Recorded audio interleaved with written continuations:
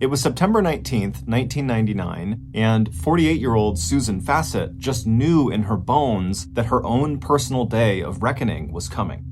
As soon as Susan stepped out of church that morning and away from the tight knot of friends all busy saying goodbye to each other, the too bright smile on her face was instantly replaced by the lines of strain and worry that seemed to get deeper every time she looked in the mirror. There was just no getting around it. Over the last 4 years, Susan had made a terrible mess of her life, and now she and her husband of 24 years would have to pay for their mistakes. The day was coming, or maybe it was already here, when she and Jeff would have to look, together and deeply, into the neglected and now poisoned core of their 24-year-long marriage. As Susan walked, pulled out her car keys, and headed towards her brand new gold Jeep Cherokee, she barely noticed the bright sun glowing through the leaves of the maple and oak trees in the woods beyond the parking lot. When she and Jeff had first moved to the tiny town of Pleasant Valley with its 9,000 residents, Susan had thought it was one of the most beautiful places on earth. And it was, with its rolling hills and acres of cornfields stitched with old colonial-style homes set on nice big lots. Pleasant Valley was one of those places that actually lived up to its name. And for Susan and Jeff, the location was perfect. They could live and raise their family in a safe, quiet, affluent community where everyone knew and watched out for one another. And the city where they both worked, the town of Poughkeepsie, 10 miles to the north, was just a 20-minute commute away. But now, Pleasant Valley, like everything else in Susan's life, felt tainted and claustrophobic, like these beautiful walls were slowly closing in on her. Climbing into her car, Susan's shoulders slumped. The problems in her marriage had probably started a long time ago. Her job as a personnel director at Poughkeepsie Town Hall and Jeff's grueling overnight shift as a lieutenant with the Poughkeepsie Police Department had left them with so little time for one another. And now that their oldest son, Jason, was 20 and their younger son, Christopher, was 17, Susan and Jeff were no longer bound together by all these shared responsibilities of the children's school and sports and social activities. But in the last 5 years, something much worse than two people drifting apart had also happened. Because for Susan, her work, or at least the person she had met through her work, had also led her to break the wedding vows she had made so happily 24 years earlier when she promised to be faithful to her husband no matter what. Even now, after so many years that the affair felt almost as normal as her marriage, when Susan actually thought about what she was doing, she still felt shocked that these were the choices she had made. And when she said it all out loud to herself, "I am cheating on my husband, I am having an affair, Jeff does not deserve this," she knew absolutely that what she was doing was wrong. And yet, she had not stopped. She meant to stop. Every day she meant to stop. But armed with that good intention, telling herself that every meeting and every call with her lover would definitely be the last, the affair had just dragged on. And over time, Susan had told herself that the excitement and attention she got from outside her marriage actually made it possible for her to stay in her marriage. It somehow made up for the lack of emotional connection she felt she had with Jeff, and the fact that she and Jeff worked opposite schedules. She worked days, he worked nights, although that too was Susan's fault. But now, word had gotten around Poughkeepsie Town Hall that Susan was stepping out on Jeff, and worst of all, Jeff himself had recently confronted her affair partner, and despite her lover's denials, and Susan's own denials, her pretend outrage had sounded false and hollow, even to her. Just 10 minutes after driving out of the parking lot of the Pleasant Valley United Methodist Church, Susan had arrived home. As she turned away from her car and started walking through the thick carpet of fallen leaves, she noted how the outside of the cranberry red house that she shared with Jeff looked as neglected and in need of maintenance as their own marriage. A moment later, standing at the front door, Susan steeled herself, arranging her features into an expression that appeared refreshed and relaxed, the way she wanted to feel after going to church. Then she opened the door, put down her coat and purse in the hallway, and then stepped into the living room to say what would sound like a cheery hello to Jeff. But instantly, before they had even exchanged a single word, Susan could feel the tension that hung between them, and even without seeing his face, she could sense Jeff's hurt and distrust. And lately, there had been something else in Jeff's expression too. Something hard and knowing in how Jeff looked at her, the way he turned away from her in mild disgust. Just for a moment, as Susan hovered on the threshold of the room where her husband sat waiting for her, Susan wondered how other people in Pleasant Valley saw her. She knew that from the outside at least, she seemed like the last person who would be having an affair, let alone an affair that had grown as complicated as this one had somehow become. To friends and family, Susan was the quintessential mom, wife, and working woman. She was a college-educated professional who was up early in the morning and busy most nights until she went to bed. An attractive woman with curly white blonde hair, oversized glasses, a tiny but somehow appealing overbite, and a solid build, Susan mostly stood out as someone who was always willing to help other people, whether it was through her various community and church activities or in response to a direct request, even if that request came from a total stranger. In fact, except for her height, Susan was over 6 feet tall, Susan knew there was nothing about her that seemed at all out of the ordinary. At work, she was competent, well-liked, and respected, and outside of work, her daily routines seemed as transparent and predictable as her ready smile and generally upbeat attitude. On Monday nights, she attended a jazzercise class at Pleasant Valley's Jewish Community Center. On Thursday evenings, Susan attended choir practice, and on Sundays, she attended church service and helped fill the worship space with the music she loved. If Susan had any guilty pleasures at all, it was probably her devotion to the daily TV soap opera Days of Our Lives, a melodrama that she made sure to record so she could watch it every night after all her chores were done. And as soon as she hit play, she could lose herself in the stories of beautiful people whose relationships, friendships, families, marriages, and work lives were in a constant state of turmoil, like her own had so recently and secretly become. Even at home, Jeff was the only person who seemed to have any inkling of Susan's affair. Her sons, Jason and Christopher, both knew her as a loving mom who was easy to talk with and confide in, that unusual person who would listen rather than pass judgment. And Susan knew that all those traits that made her approachable and kind seemed to have been handed down to her directly from her own mother, or maybe just learned from both her parents ever since she was a child growing up on a farm 30 miles to the south in the rural town of Pauling. Susan's father, a farmer, and Susan's mother, a schoolteacher, had met in church, and while their first house had just 4 rooms, Susan and her only other sibling, a sister who was 7 years older than Susan, had always enjoyed the love and attention of their parents. And after Susan's older sister had left the farm to go to nursing school and later to settle in Connecticut, Susan also started dreaming of bigger and better things, of becoming a teacher 30 miles and a world away in the big city of nearby Poughkeepsie, population 30,000. So, after graduating from college, Susan had packed her bags, and armed with her ambitions, she had left home and headed south. But instead of becoming a teacher, she landed a job in Poughkeepsie Town Hall, where eventually, as personnel director, she would be responsible for all the activities related to hiring city employees and working out their job descriptions and benefits. And it wasn't long after her arrival in Poughkeepsie that Susan had met her future husband, Jeff Fassett, at a local bar. Like Susan, Jeff was also starting his professional career. Jeff had been born in Poughkeepsie, and after attending military college in Pennsylvania, he had returned to his hometown and joined the Poughkeepsie Police Department. A quiet, generous, and dependable man with a quick laugh, Jeff had immediately been drawn to Susan's bubbly personality, sparkling blue eyes, and a playful streak that made her fun to be around.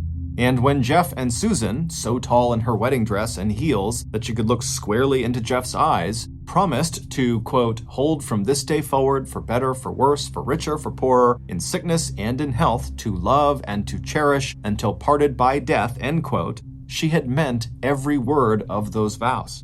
But by late afternoon on that bright Sunday, those early days of her marriage seemed so remote, Susan wondered if they had ever existed at all. Still, when she again walked into the living room, this time to ask Jeff what he would like for dinner, the finality of his simple, harsh statement to her came as a shock. Jeff looked up at Susan. "You're busted," he told her in a quiet voice. Then he turned away before saying, "Go, get out."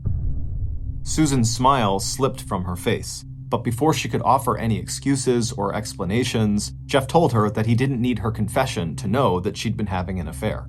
He was a cop after all. He'd seen the signs and had his suspicions now for months, maybe even years, but until now he'd never confronted her, and he'd never looked for proof. In fact, he had hoped that if Susan was cheating, she'd get it out of her system and come back to him, and they'd never even have to talk about it. But when that didn't happen, and the rumors at Town Hall were too loud and persistent to ignore, Jeff had recently attached a recording device to the Facets' home telephone. And sure enough, he'd heard a phone call his wife had made that left no doubt in his mind that she was not just having sex with someone else, but his wife was deeply involved with someone else. For the time being, get out meant that Susan would take what she needed for the next several days from their master bedroom and move into the small apartment, once intended for Jeff's elderly mother, that Jeff had built in a separate part of the house. That night, Susan lay awake in the narrow, empty bed. As she stared up at the ceiling, she thought about her life with Jeff, about all that they had done and made together, about their 2 children, and about the pleasure that both of them used to feel when they were together. It was as though someone had pulled a blindfold off of her eyes. There was suddenly no question in Susan's mind that even though her marriage was horribly damaged as a result of things she herself had done, it was worth infinitely more to her than continuing her affair. As she laid there, she wondered if there was still hope for her and Jeff. And at around midnight, as the clock clicked over to September 20th, 1999, the 24th anniversary of their marriage, Susan turned on the bedside light, then swung her long legs over the edge of the bed and stood up. Slipping on her glasses and pulling her robe tightly around her, Susan stepped to the bag she had packed that afternoon and began rummaging through her belongings. When she found the things she was looking for, she held both items tightly in her hands for a second or two before sliding them into her pocket. Straightening up, she took a deep breath, then left the little apartment and made her way to the bedroom she had so recently shared with Jeff. Once inside, she stood next to the bed and looked at her husband. "Jeff," she whispered, waking him up from a light and troubled sleep. "Would you consider reconciling?" she asked him. And then Susan reached into her pocket and took out the items she had grabbed a few minutes earlier, a cell phone and a pager she had been using to contact her lover. "Here," Susan told Jeff, handing him the 2 devices. "No more," Susan said. "I promise, it's over." A few days later, the Facets' older son, Jason, walked into their house and saw his mom and dad cuddling together on the couch. He'd known that his parents were considering the possibility of splitting up, so he was visibly surprised. When his parents noticed the strange look on his face, Jeff and Susan smiled. "We decided to stay together and try to work things out," Susan told their son. And over the next month, starting with Susan and Jeff both taking a week off work and spending every minute together, it seemed to the Facets' sons that their parents had in fact fallen back in love. Jeff and Susan had even decided to buy new wedding bands and renew their marriage vows, and both Jeff and Susan had started working together on some badly needed home improvement projects that they had been putting off for years. On Thursday, October 28th, about 5 weeks after Jeff and Susan had made the decision to reconcile, Jeff stopped by his wife's office in Poughkeepsie Town Hall. He had just picked up his new wedding band, and he wanted to show Susan how it looked. Smiling up at Jeff, Susan touched her finger to the bright, unscratched gold and agreed that the new band was perfect. Then she told her husband she'd try to be home a little early that evening so they could have a family dinner together with Jason and Christopher and the boys' girlfriends before Susan had to leave for her 7 p.m. choir practice. Throughout dinner that evening, Jeff kept stealing glances at the new gold band on his ring finger. To him, Susan's breaded chicken and green beans had never tasted so good. Now that the 2 of them had talked things out, everything about his life, from simple meals to putting on his uniform each night and heading to work in the dark, seemed a million times better. Before leaving the house for choir practice, Susan smiled as Jeff gave her a kiss and thanked her for preparing dinner. He told her he'd look forward to seeing her when she got back. Then Susan stepped outside and walked to her car. Climbing inside the Jeep, she made the short drive from her home to the big white Methodist church located at 99 Martin Road. As Susan expected, the small lot next to the church was full. After all, with Thanksgiving and Christmas fast approaching, this was a season of music when every member of the choir showed up for their 90-minute practice. But after parking in the second lot across the street, Susan did not immediately get out of her car and head across Martin Street for the church.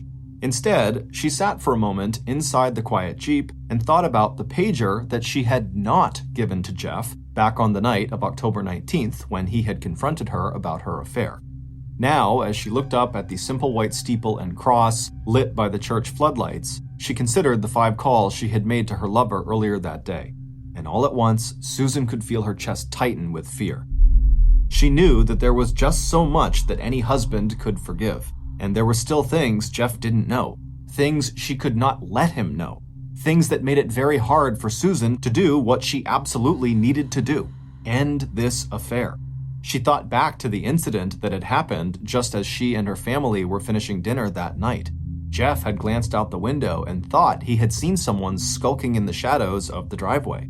His cop senses always on high alert, he'd stepped out onto the back porch for a closer look, but whoever it was, if in fact there had been anyone there at all, had melted away into the darkness. Susan gave a tiny shake and told herself to stop being ridiculous. Her lover had not been happy when she told him she wanted to end the affair, and he had demanded one more recent sexual encounter. But that was done now, and she wanted to believe that they had parted on good terms and that her lover would not do anything to hurt her or her family. And so, if there really had been a person in the driveway, Susan told herself that it was probably just someone who had gotten lost, and maybe they were thinking about asking for directions but thought better of it. And with that, Susan gathered her purse and coat, left the Jeep locked in the parking lot, and headed to the Pleasant Valley United Methodist Church. An hour and a half later, at 8:36 p.m., Susan was stepping out of the church surrounded by friends, all of them chatting as they groped in pockets and purses for car keys before fanning out in different directions as they headed for the two different parking lots. For just 90 minutes, in the joy of singing, Susan had been able to forget all of her worries and guilt. And now, as she said goodbye to other choir members and made the short walk across Martin Street to her gold Jeep, parked under an overhead light in the far lot, Susan felt a rare sense of inner peace. Humming a few bars of music from the new arrangement the choir would sing this coming Sunday, Susan failed to notice that a car she didn't recognize was parked right alongside her own in the church lot. It certainly did not belong to any of the members of church choir, whose cars had become as familiar as the sound of each member's voice. Instead, without so much as a glance at the car or the person who sat inside, Susan stepped to the driver's side of her Jeep, unlocked the door, and climbed behind the wheel. Closing the car door, Susan put the key in the ignition, turned on the car and headlights, then reached up to her left to pull the seatbelt down across her lap. A moment later, the cold, clear night outside the Pleasant Valley United Methodist Church was shattered by the sound of 6 gunshots, and then the kick of gravel as the car that had been parked next to Susan's peeled out of the church lot and was almost immediately swallowed up by the thin ribbon of traffic along Route 72 out of town. Within moments of the shots, members of the church choir were either pulling out their cell phones or darting back into the church to call 911. At the same time, a few others headed for the far lot where the gunshots had come from, and where at least one person saw an older model light-colored station wagon speeding to the parking lot exit. By the time the first ambulance had arrived at the United Methodist Church, one of Susan's friends was sitting hunched over on the ground next to Susan's car, their arms cradling Susan's head and shoulders. When the first bullet had shattered the driver's side window of the gold Jeep Cherokee, Susan, her seatbelt not yet securely fastened, must have reached instinctively for her car door so she could jump down and try to escape the attack. Instead, when the door opened, Susan had tumbled out, and by the time her friend had reached her, Susan was slumped against the side of her car, her neck dark with blood, but still alive. Even as the ambulance carrying Susan had raced off to St. Francis Hospital in Poughkeepsie, the lead detective in the case was already on his way to the crime scene. Arthur Boyko, a lieutenant with the New York State Police, had been notified of a shooting and possible dead body at the United Methodist Church parking lot in Pleasant Valley. Detective Boyko knew exactly where that church was located. Assigned to the Bureau of Criminal Investigation, he worked with Troop K in a barracks located at the edge of Pleasant Valley, fewer than 5 miles from the church. By the time Detective Boyko arrived at the church, local police had secured the scene with yellow crime scene tape and were doing their best to keep potential witnesses separate from the growing crowd of onlookers. Tall, lean, and commanding with his thin face and military-style haircut, the 34-year-old detective immediately took charge of the situation. And right away, he knew that this investigation would be very, very complicated. Because in the same breath that choir members gave first responders the name of the victim, Susan Fassett, they also told officers that Susan's husband was a cop, a lieutenant with the Poughkeepsie Police Department.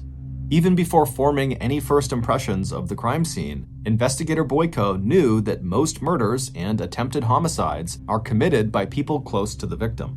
And that made Jeff Fassett an immediate person of interest, especially since, as a police officer, Jeff had a gun, a service weapon that had to be secured and tested as soon as possible. At the same time, the detective also needed to make sure that Jeff and his sons were informed of the attack on Susan. And if Susan was still alive, her family deserved the chance to visit her right away at the hospital. The decision about whether to question Jeff as a suspect or just inform him of the attack on Susan and let him go see her was made for the investigator when one of the witnesses to the shooting said that the car that had been parked next to Susan's belonged to Jeff Fassett. Operating on the assumption that Jeff was armed and dangerous and may even try to harm other family members who might be inside the house with him, police immediately organized a Special Weapons and Tactics Team, or SWAT team, to surround the Fassett house and take Jeff and anyone else inside the house into police custody.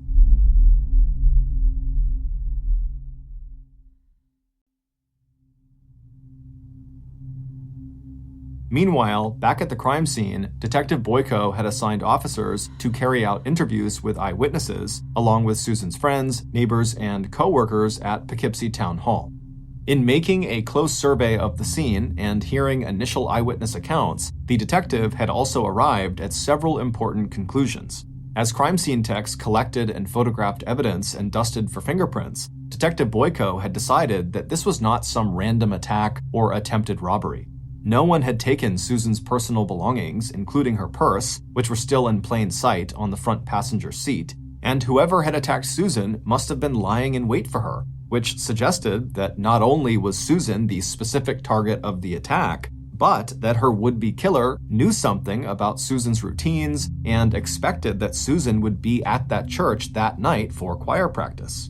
But the pattern of gunfire also made it unlikely that this was an execution-style hit. Not only did Susan seem like a very unlikely target for that, first responders had also reported that none of the bullets were clustered around Susan's head like you would expect in an execution-style hit. Instead, her attacker had fired a spray of bullets, including one that had missed its mark completely and instead lodged in the doorframe of Susan's car.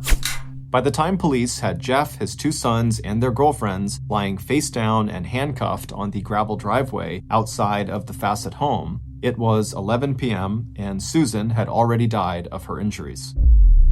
And for the next 16 hours, police interrogated Jeff about his wife's murder, even as his sons sat handcuffed to separate desks inside the local police station. All Jeff and the boys had been able to find out during a tense 2-hour standoff with the SWAT team that had surrounded their house was that Susan had been shot at the United Methodist Church. Although Jeff declared his innocence and answered every question in a calm, neutral voice, he had been a cop long enough to know that things looked very bad for him. While Susan was at choir practice, he had left his house and driven to Poughkeepsie to get his paycheck. So not only had an eyewitness ID'd Jeff's car as the one leaving the scene of the crime, Jeff also had no alibi for the time of the murder. And police had discovered that Jeff had a very strong motive for this murder. If Susan thought she had kept her affair a secret from those around her, she was mistaken. In no time, neighbors and co-workers had reported to police that Susan Fassett was having an affair. Not only that, but as Jeff told police, just weeks earlier, he had confronted Susan's affair partner with his suspicions right in the middle of Jeff's office inside the Poughkeepsie Police Department. But throughout that long night of questioning, Jeff never wavered from his absolute insistence that he had nothing to do with his wife's brutal murder. And he also never wavered from telling police that if they wanted to find his wife's killer, they should go talk with the man she'd been seeing outside of their marriage. "You can turn on the hot lights," Jeff told the lie detector expert from the State Bureau of Criminal Investigation. "Beat me with rubber hoses. But when you're all done with me and you get me out of the way, you go see Fred Andros. He did this. He's involved in this." The identity of Susan's affair partner and his possible involvement in her murder sent shockwaves through every level of the investigation, even making its way into the regional offices of the Federal Bureau of Investigation, the FBI. It also sent shockwaves through Poughkeepsie Town Hall, where Fred Andrus had worked, until recently, as the head of the town's water department. Because Fred Andrus's name was already widely and publicly linked to serious criminal activity. Back in May of 1999, just 5 months before Susan's murder, Fred had been forced to resign his job as water superintendent after he was caught collecting bribes for a man named William Paroli. the most powerful political operative in the Poughkeepsie Republican Party. And one day after Fred resigned, he pled guilty to corruption charges and struck a deal with the FBI. In exchange for a lesser sentence, Fred had agreed to testify against William Paroli, who was charged with running a widespread shakedown operation of local contractors for the previous 6 years. And not only was Fred Andrus a known thief and liar, he was also a well-known womanizer. Despite his bullet-shaped head, small facial features, and Elvis-like pompadour all stacked on top of his 5'7" overweight body, Fred was on his 4th marriage, a fact that did not stop him from regularly soliciting the services of Poughkeepsie area prostitutes. The connection between Fred and Susan, confirmed by Jeff, opened the door to all kinds of new leads in the investigation. If it wasn't Jeff who killed his wife in a jealous rage, was it Fred? Was it Fred's wife? If Fred was involved with multiple women, could one of them have viewed Susan as a rival and decided to kill her? Or did Susan, because of her close association with Fred, know something about the ongoing corruption probe that made her a target of assassination? By 4 a.m. on the morning of October 29th, while Jeff was still being questioned at the Pleasant Valley Police Station, investigator Boyko was sitting across the table from Fred inside Fred's comfortable 3-story home located in a nice part of Poughkeepsie called Hyde Park. And within minutes of talking to Fred, the detective was aware that Fred, despite his less-than-handsome appearance, possessed a certain charm and confidence. He also had an airtight alibi for the evening of Susan's murder. From 7 to 9 p.m. the previous night, Fred and his wife had spent the evening with friends, a retired Poughkeepsie police officer and his wife. The men had spent most of the evening down in Fred's basement building very sophisticated model airplanes, which was a hobby the two friends shared. As for his relationship with Susan, Fred would confirm that he had been having a 4-year-long affair with Susan, and that they had actually known each other for 16 years before that. Fred also confirmed that Susan had wanted to end their affair after her confrontation with her husband Jeff back in mid-September, but Fred insisted that it had been a mutual decision to end the affair.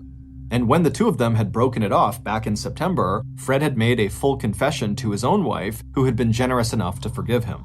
When asked when he had last seen or had a sexual encounter with Susan, Fred disclosed that he was actually impotent and that the physical part of his relationship with Susan consisted of cuddling and kissing and companionship. According to Fred, the last time he and Susan had actually had sexual intercourse was 1.5 years ago. Although Fred was obviously distressed by the news that Susan was dead, the only subject that seemed to make the disgraced town official nervous was whether the murder could have anything to do with the ongoing corruption probe at Poughkeepsie Town Hall. Fred admitted that now that he was a witness for the FBI, he felt like he could be in danger from local bad guys. And Fred also admitted that it was possible Susan could have been in danger just because of him.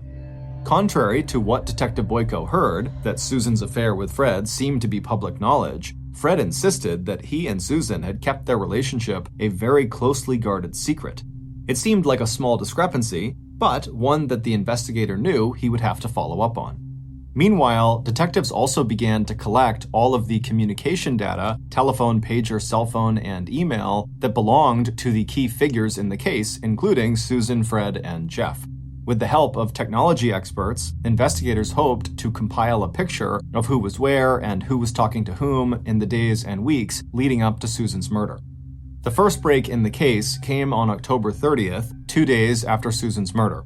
Partial results from Susan's autopsy had revealed traces of semen inside of Susan, meaning she must have had intercourse between 24 and 48 hours before she had died.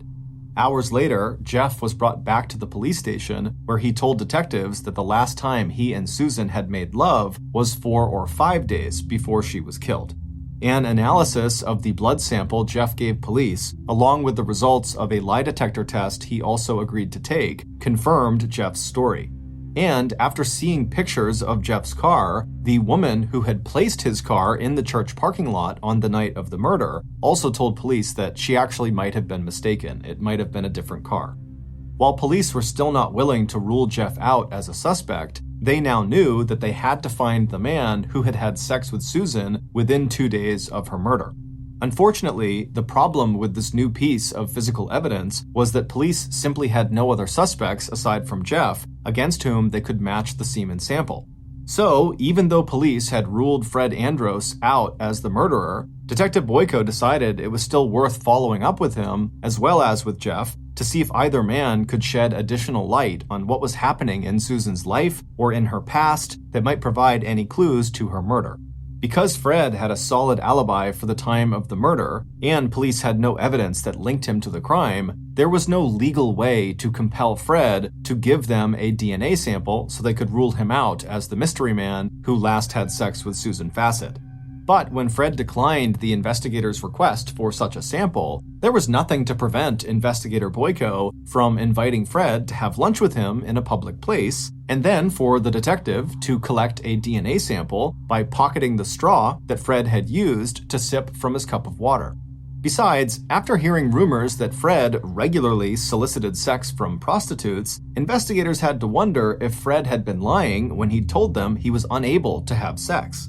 But it wasn't until mid-December, 1.5 months after Susan was gunned down, that Detective Boyko and the Bureau of Criminal Investigation would get the tip they needed to break the murder case wide open. And the story that investigators ultimately pieced together would make Susan's favorite soap opera, Days of Our Lives, look like a happy fairy tale written for kids. Based on what investigators discovered, here is a reconstruction of what happened on the night of Thursday, October 28th, when Susan left the United Methodist Church in Pleasant Valley and hummed her way across the parking lot to her brand new gold Jeep Cherokee.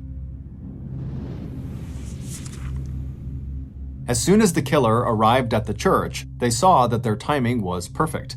Susan's distinctive Jeep was parked in the lot farther away from the church, and there were several empty slots on either side of the Jeep.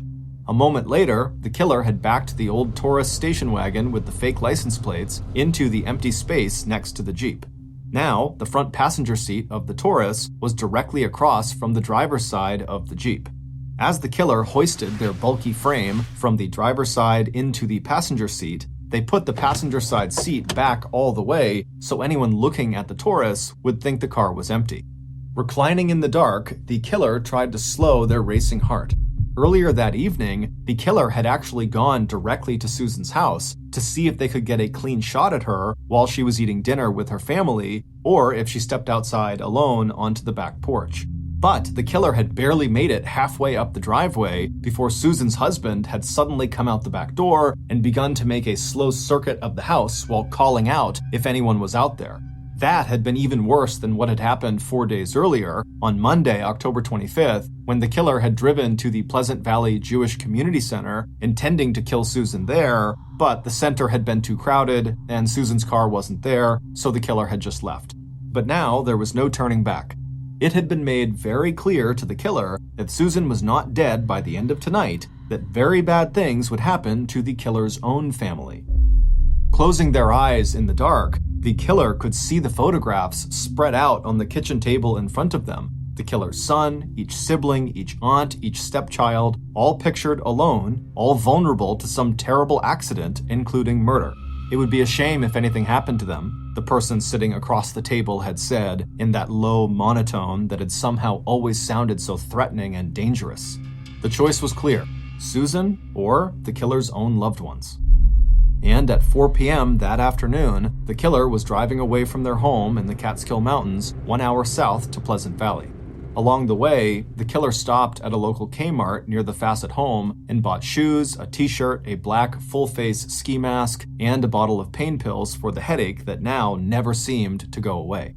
A little further on, the killer pulled into a Dunkin' Donuts coffee shop and bought 24 donuts and then crammed them one after the other into their mouth. There had been an added incentive: get rid of Susan, and the killer would not have to pay back that loan, which now totaled over $10,000. Yes, the decision to go directly to Susan's house had been stupid, but there was no harm done. And now the killer was perfectly placed to make the kill and then forget that any of this had ever happened. The reason Susan had to die was so she could never testify in court about the corruption case. But sitting here now, the killer decided that for the person who had set this plot in motion, the real motive here was revenge. A moment later, the killer checked their watch and then reached over to the .45 caliber Ruger on the seat next to them. It was almost time. And sure enough, just after 8:30 p.m., the killer could see the doors of the church open, and in the light that spilled out, the killer had no trouble recognizing Susan's tall figure and white blonde curls. After exchanging goodbyes with other members of the choir, Susan stepped out from the group and started making her way across Martin Street toward the second parking lot. The killer stared at Susan in fascination. They had only been together 5 times, but the killer knew every inch of those long legs and feel of Susan's solid hips, back, chest, arms, and mouth.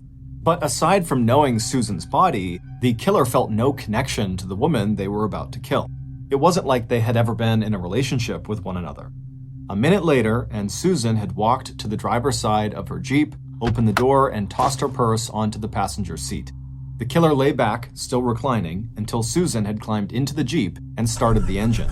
Then, sitting up, the killer leveled the gun at Susan and started pulling the trigger. The first shot shattered the window on the driver's side of the Jeep. That same bullet also passed directly through Susan's neck, hitting 2 major arteries. As Susan opened her door and tumbled out of the car, the killer shot 5 more rounds. 4 of those bullets would lodge into Susan's body. The 5th would lodge into the driver's side doorframe of her Jeep. 2 of the shots were fatal. Even as medics would later rush Susan to the hospital, she was already dying, and there was nothing anyone could have done to save her. As soon as the gun was empty, the killer shifted back into the driver's seat and took off out of the church parking lot. On their way home, the killer dropped off the garbage bag containing the gun, gloves, and ski mask at the prearranged location alongside of a nearby road. Then, Susan's sexual partner, a 50-year-old woman named Dawn Silvernail, stopped outside of a convenience store in Hyde Park, Poughkeepsie. Before heading back to her house and husband up in the Catskills, Dawn called her other sexual partner, Fred Andrus, on his pager. As soon as the device connected, Dawn carefully typed in the numbers 666, the agreed-upon code that would let Fred know that Susan Fassett, the 3rd member of their sexual threesome, and the woman who had dared to leave him, was now dead. It would turn out that it was Fred who had planned and orchestrated Susan's murder by coercing another one of his lovers to kill Susan. But it wasn't until mid-December that Fred revealed the name of the woman who had actually fired the shots that killed Susan. That was when an analysis of the DNA from Fred's drinking straw confirmed that Fred was the mystery man who had had sex with Susan within 2 days of her murder. By the time Jeff Fassett had confronted his wife back in mid-September with proof that he knew about her affair with Fred Andrus, Susan already knew that when it came to Fred, she was in way over her head. What had started as an affair 4 years earlier had become a relationship that Fred used to play out his own sexual fantasies. He made that easier for himself by getting Jeff Fassett moved to an overnight shift so Fred would have better access to Susan. In addition to Fred's relationship with Susan, he had also been involved with a woman named Dawn Silvernail. The two had first met back in 1977 over Citizens Band Radio, where Fred went by the name Neptune and Dawn went by the name Footloose. After meeting in person a year later, the two began a sexual relationship that would continue on and off for more than 20 years, during which time Fred would marry and divorce multiple times, and Dawn would marry and settle in the Catskill Mountains in upstate New York. Over the years, Fred had loaned Dawn about $15,000, which Dawn started paying back by performing sex acts for Fred, including having sex with Fred's friends and acquaintances. And by the summer of 1999, Fred had developed a taste for watching 2 women have sex with each other and then joining in to make it a threesome. It was then that Fred started recruiting and paying Dawn to have sex with Susan. The encounters would usually take place on the concrete floor of one of Poughkeepsie's several water pumping stations, except for the first encounter, which Fred staged in his own basement and which he videotaped from start to finish. After Susan ended her affair with Fred in mid-September, Susan's family believes that Fred, enraged by the rejection, may have threatened either to harm Susan's family or to reveal the contents of that sex tape unless she continued to see him.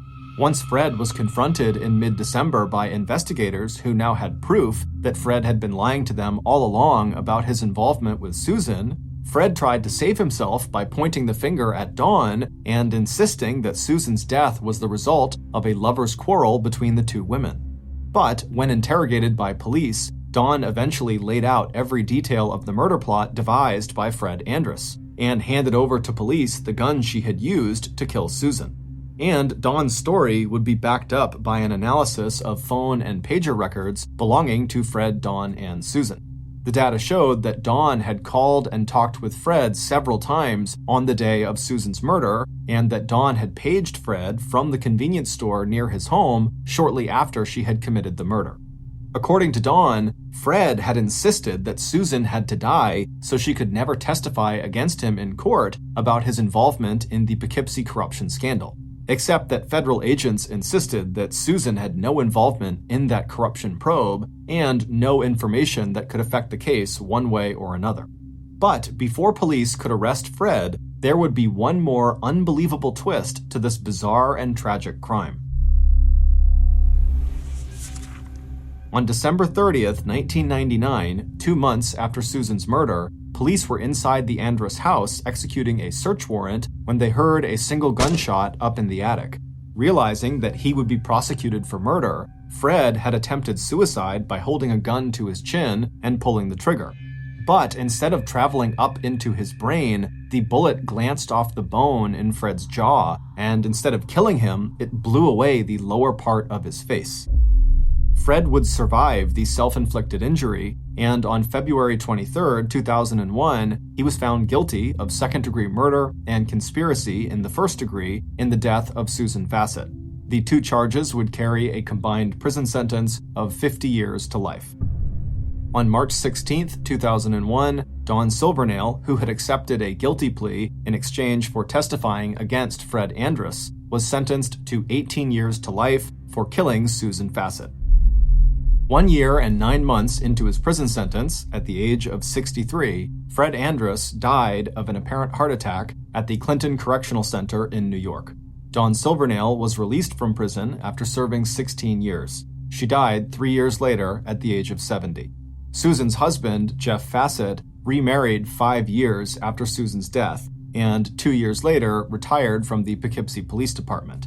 Jeff would die of cancer in 2018 at the age of 67. Just before 11 p.m. at night on May 20th, 1967, a 50-year-old man named Stephen McCulloch staggered into the Misericordia Hospital in Winnipeg, Canada. Stephen was so physically weak that his oldest son, Mark, was there with him, physically holding him up, carrying him into the hospital. When the nurses at the front desk saw the pair walk in, they immediately got up and walked around their desk over to these two guys and said, "Hey, what's going on? What's wrong with him?" And so Stephen at this point is so uncomfortable he can barely talk, but he takes a deep breath and then he tells the nurses that earlier that day he had been burned on his chest and stomach, and now he had this blinding headache and he was so nauseous and he could barely walk. The nurses knew clearly this is an emergency, and so they quickly ushered the pair down the hall to an exam room, and then a couple of minutes later, doctors came into the room and they asked Stephen to show them his burns. Stephen, who was already lying on his back on the exam table, slowly reaches down and grabs the bottom of his shirt and he lifts it up, and the doctors are stunned at what they see on his stomach. There was a very strange burn pattern that none of them had seen before. And so the doctors, they move in to get a better look at his injury, and as they're staring at it, they ask Stephen to explain how he got this burn. Now, what the doctors didn't realize is that Stephen was very conflicted. He knew if he told the truth about how he got this burn, then he would open himself and his family up to ridicule and skepticism. But as he's laying there and the doctors are waiting for his answer, he finally decides that the right thing to do here is just tell the truth. And so he takes a deep breath and then tells the doctors what happened to him. And by the time he was finished telling this story of what happened to his stomach, the doctors had stopped looking at his injury and instead were just standing in the middle of the room staring at Stephen with eyes wide and their mouths open. They were all literally speechless. Within 24 hours, Stephen's story had made news all over the world, and his story had attracted the attention of numerous US and Canadian secretive government agencies who were keen to interview Stefan one-on-one to really find out what he knew. In short, what Stefan claimed happened to him, dubbed the Falcon Lake incident, was a very big deal. However, the farther this story went and the more people that heard it, the more people started to question the validity of this story. It just seemed too unbelievable that maybe Stefan is just lying or this is a hoax. And so before I tell you Stefan's actual account of what happened at Falcon Lake, I'm going to give you a little context about who Stefan was prior to the incident. Because ultimately, Stefan's credibility in your eyes will determine if you really believe what happened to him. Stefan was born in the early 20th century in Poland, and when World War II broke out, he was captured by the Nazis and put into one of their concentration camps. It was called the Gross Rosen camp, and it was located in Poland. During his time at that camp, Stefan would bear witness to the Nazis perpetrating some of the worst atrocities ever committed against humanity. In total, approximately 125,000 people were held prisoner at the Gross Rosen camp, including Stefan. And of those 125,000, 40,000 of them would be killed, primarily on site at the camp, or on a Nazi-led death march. After the camp was finally liberated in early 1945, Stefan worked as a translator for the US Army, helping them continue to liberate other concentration camps across Europe. But by 1946, Stefan was ready to leave Europe and start a new life somewhere else and put World War II behind him. And so he and his wife, who also was held in a concentration camp during World War II, fled Poland with their 3 young kids and resettled in Winnipeg, Canada. And for the next 20 years, the McCullochs lived a very peaceful life. Stefan would find work as a mechanic at a cement factory, and his wife and his kids would make many friends and fall in love with the Winnipeg community. However, the McCullochs' life would take a sudden turn for the worst on May 20th, 1967. That was the day of the Falcon Lake incident. Stefan was a very passionate amateur prospector. A prospector is someone who searches the earth for mineral deposits, usually gold or silver. Stefan would spend much of his off time traveling all over Canada to different wilderness areas to basically hike around the forests and up over the mountains, stopping to hack into the earth with his pickaxe in hope of discovering treasures underneath the surface. Now, Stefan almost never found any treasures on any of his prospecting journeys, but he wasn't really in prospecting for the riches. Stefan just loved being outdoors and being in nature. It was very calming and peaceful for him, and considering how traumatic his earlier life had been, being in the concentration camp during World War II, finding moments of peace in his life was very important to him. And so, in May of 1967, Stefan decided to go out on another one of his prospecting trips, this time to an area called Falcon Lake. Falcon Lake is a fairly large lake located about 100 miles to the east of Winnipeg, and surrounding this lake was a big forest that Stefan had heard contained silver deposits tucked away in the hillsides. And so on Friday, May 19th, Stefan was ready to go on this trip, and so he packed up all of his prospecting equipment, he said goodbye to his wife and his kids, and then he left the house and made his way to the bus stop where he hopped on a Greyhound bus. 2 hours later, he got off the bus at the stop closest to Falcon Lake, and from there, he made his way to this cheap motel that was right on the side of the highway. He got a room, he got a quick bite to eat in their cafe, and then returned to his room and went to bed. The next morning, May 20th, 1967, so the day of the Falcon Lake incident, Stefan woke up early, right around 5 a.m. And by 5:30 a.m., he had all of his equipment either in his backpack or on his belt, and he was making his way out of the motel's front doors. Right outside of this motel was the highway that ran left to right, and on the other side of that highway was this huge forest that Falcon Lake was deep inside of. And so after Stefan left the motel, he crossed over that highway and began walking into the woods. And for the next several hours, Stefan just kind of meandered his way through the woods. He wasn't on a trail. He was just using his compass to make sure he was generally walking in the direction of Falcon Lake. At around 9 a.m., so he's been hiking now for several hours, he looked up ahead and he saw there was a clearing on the side of this hill. And so Stefan walked into this clearing, and two things became immediately apparent. One, he was right near Falcon Lake. From his perspective on this clearing, he could look down just a couple of 100 feet, and there was the lake. And two, the reason this clearing existed and why no trees were growing on it at all is because under his feet was just a huge rock face, like a quartz vein that was running across this hillside. And so this was like the perfect place for Stefan to begin prospecting. And so he set his things down, he got out his pickaxe, he got his welding gloves on, he put on his welding goggles as well. They protected his eyes from any rocks that were flying as he was hacking into the ground. And then he got to work. For the next couple of hours, Stefan very diligently hacked away at this big rock, but he didn't find any silver or anything else of note. And so around 11 a.m., Stefan was hungry and tired, and so he put his pickaxe down, he took his goggles off, he took his gloves off, and he sat down on this rock facing the lake to have some lunch. And as he sat there enjoying his food, all he could hear in the distance were the sound of a few geese down on the lake making some noise, but other than that, it was totally quiet. After he was done eating, he put his gear back on and got back to work. About an hour later, at around 12:15 p.m., Stefan was still hacking away at the rock when, despite all the noise he was making as he smashed the ground with his pickaxe, he could hear a really loud commotion coming from behind him. And it turned out when he stopped the pickaxe, the commotion sounded like geese honking and going wild. And so he dropped his pickaxe, he took his goggles, put them up on his forehead, and then he stood up and he turned around and he looked down towards the lake where he heard all these geese going crazy. And the first thing he noticed was there were some geese on the lake that appeared to be flying off in different directions like they had been startled. But what really immediately caught his attention was not the geese, but what had very likely startled the geese. And that was two bright, glowing red objects that were flying slowly across the lake towards him, kind of roughly over where the geese were.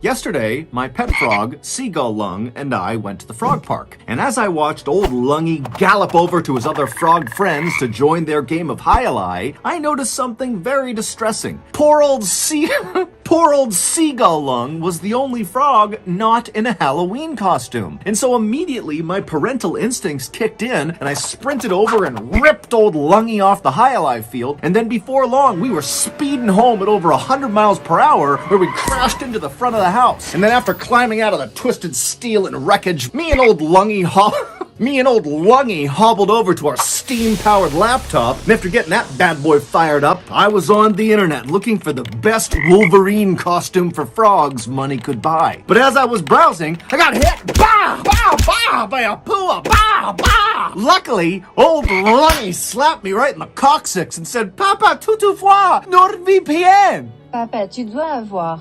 Papa, tu dois avoir. Papa, tu dois avoir NordVPN. Which, of course, in French means, Dad, we need to sign up for NordVPN. A VPN, or virtual private network, is a service that keeps you safe while you browse the internet. And NordVPN is the brand name in the space. Not only will NordVPN ensure all of your information stays safely behind their next generation wall of encryption, but also, most importantly, through their latest feature called Threat Protection, they will automatically block all those disgusting puas that keep preventing us from purchasing the best things in life, like Halloween costumes for frogs. So, be like me and old Lungy and sign up for NordVPN today. Right now, you can get a 2-year plan for a huge discount, plus 4 additional months for free when you go to nordvpn.com/MrBallen. And it's risk-free with Nord's 30-day money-back guarantee. That's nordvpn.com/MrBallen, or click the link in the description below. Okay, back to the story.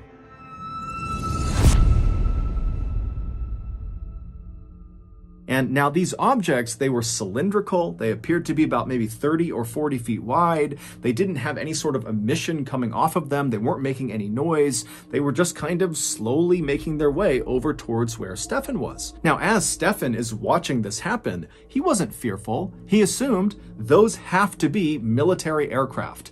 As it was, this part of Canada, Falcon Lake, is very remote. There's not many people around.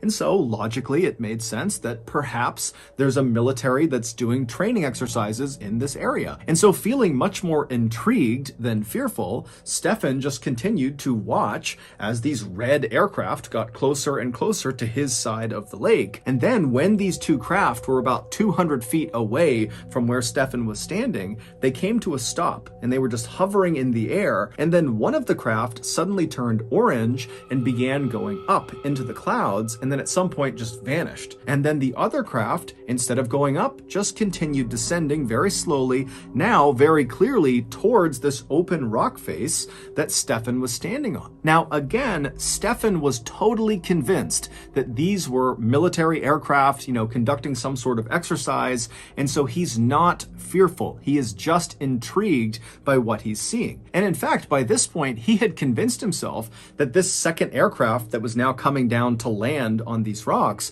must have experienced some sort of issue, and they were landing in order to fix it. And Stefan even thought to himself, well, hey, I'm a mechanic. Maybe I can help the pilot or pilots with whatever's going on with their craft. Once the craft finally did touch down on the rocks about 150 feet away from Stefan, it changed colors from red to stainless steel with an orange glow around the outside of the aircraft. And inside of this craft, a really bright purple light came on that Stefan was only aware of because there was a couple of small holes on the outside of this craft where this purple light was coming through. But these little rays of purple light coming out of this craft were so bright that it actually was hard for Stefan to look directly at the craft. And so his welding goggles were still on his forehead, so he pulled them down, put them over his eyes, and his welding goggles had a kind of tint to them, so it was like he was looking through sunglasses, and with those on, he was able to continue looking at the craft. And so through his goggles, Stefan is still just standing in the same spot where he first saw these craft, and he's watching this craft that's now landed 150 feet away from him, and he's fully expecting any minute for the pilot or pilots to come out of the craft and explain what's going on. But at first, nothing happens. And so Stefan is just standing there waiting for something to happen when he realizes he has his sketchbook in his pocket. Stefan liked to bring his sketchbook along on his prospecting trips because he liked to sketch things. And so he figured while he waited for the pilot or pilots to emerge, he would sketch the craft. And so for the next couple of minutes, that's what he did. And then after he was done sketching it, he put his sketchbook away, and then really nothing happened for about another 30 minutes. He just stood there, and the craft remained motionless. But after about 30 minutes of the craft having landed, it opened. There was like a sliding door on the side of the craft facing Stefan, and it revealed the beautiful, bright purple interior of this craft. But from Stefan's perspective, because of how bright the lights were and how far away he was, he couldn't tell what was inside of the craft. But Stefan's thinking, okay, clearly now the pilot or pilots are coming outside. And so Stefan felt really relieved, and he was just standing there waiting to talk to whoever was inside. But again, nothing happened. And so now, feeling just plain curious, Stefan decided, you know what, I'm going to walk over there and I'm going to yell into this open door to the pilot or pilots inside and make sure they're okay. And so he starts slowly making his way across the rock face towards this craft and this open door. And when he gets about 60 feet away from the craft, he suddenly stops because now he can hear from inside of this craft the sound of two voices talking to each other. He can't really tell what they're saying, but very clearly there is communication happening inside of this craft. And so Stefan assumed that must be the pilots, and so he called out to them in English. And the second Stefan yelled out to this craft, the voices immediately came to a stop, and they did not respond to Stefan. And so Stefan is calling out to them in English, hey, are you okay? What are you doing in there? And when English didn't work, Stefan called out in Russian. He called out in German, Italian, French, Ukrainian. And when all of those didn't work, he went back to English and just continued kind of calling out, trying to get them to please come out and talk to him. But he got no response and no one came out of the craft. And so at this point, Stefan thought, okay, I'm totally committed, so I need to keep going and make sure the pilot or pilots are okay. And so he continued walking closer and closer to this open door of the craft, and when he got about 10 feet away, he was suddenly struck by the incredible craftsmanship of this craft. He couldn't see any rivets anywhere on this amazing piece of machinery, meaning this craft appeared like it had somehow been carved out of one enormous piece of steel, which seemed totally impossible. Also, Stefan noticed there were no insignia on the outside of this craft. There was no flag or anything kind of denoting who was flying it. There was really nothing on the outside of the craft. But Stefan just kept on going until he was standing right outside of this open door. He's only a couple feet away from it, and now he's looking directly inside, and he doesn't see the pilot or pilots. And in fact, because of how bright this purple light is coming out, even with his goggles, it's really hard to see what's inside of this craft. But he can clearly see inside there is some sort of panel in the back of the craft with lots of flashing lights, almost like a computer, and there were other kind of columns of light moving around inside the craft at different angles. But after looking in this craft for only a few seconds, the door suddenly slid shut. And then Stefan, without really thinking about it, reached out and touched the craft.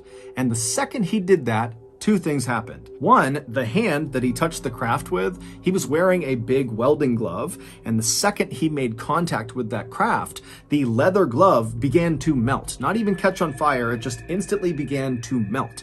And so he began frantically ripping the glove off to get it off of him to avoid injury. And then the second thing that happened is the craft began rotating counterclockwise until this vent that was on the outside of the craft, one of the very few things that was on the outside of the craft that actually Stefan had noted in his sketch. He had drawn this grate that sat on the outside of the craft.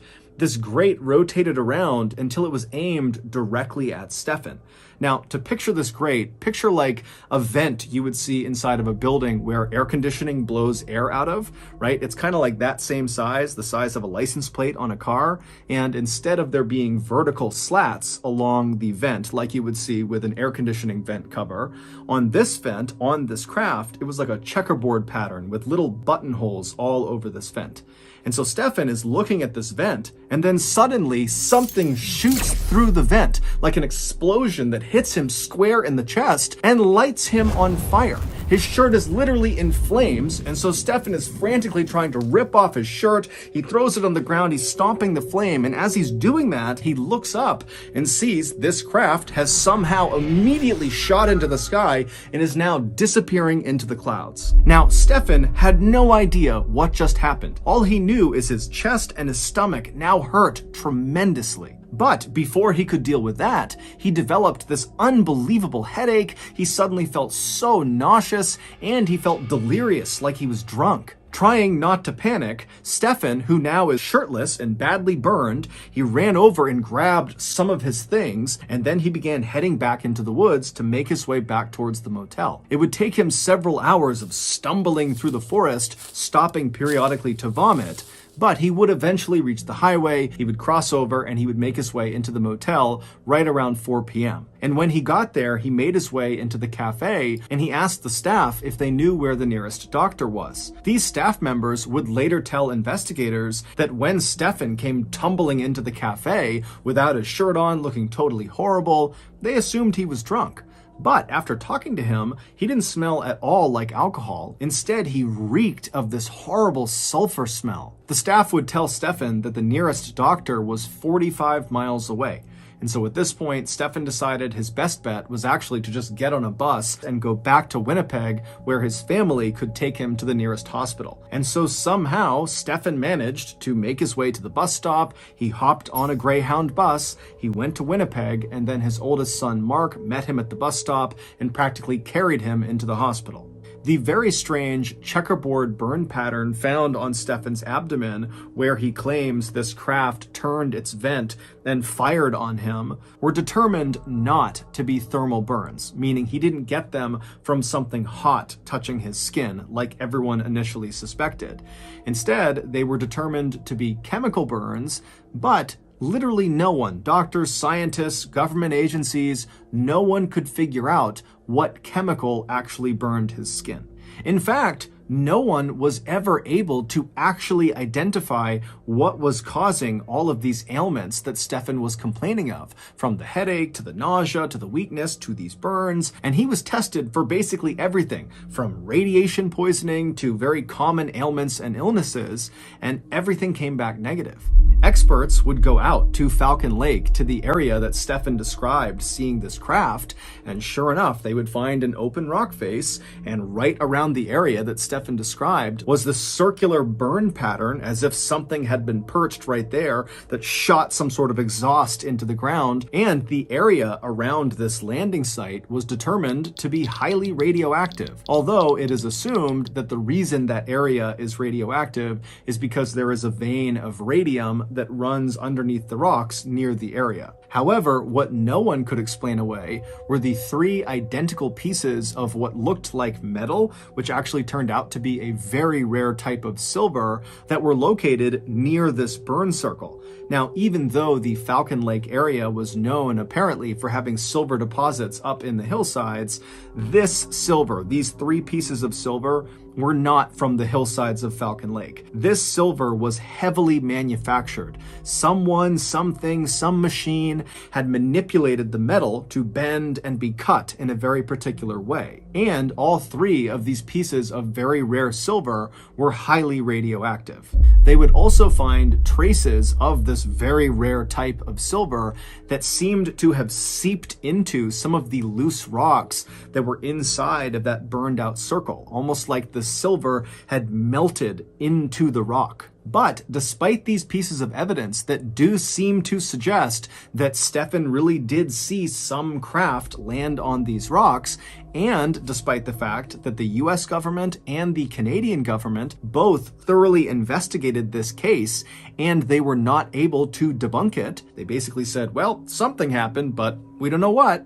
Despite all of that, Stefan and his family's lives were forever upended after this incident. Stefan was ridiculed and accused of lying and of being crazy, and his kids were unfortunately bullied at school. Shortly before Stefan died in 1999 at the age of 83, he was asked if he regretted coming forward with this story. And he would say, yes, I wish I never told anyone.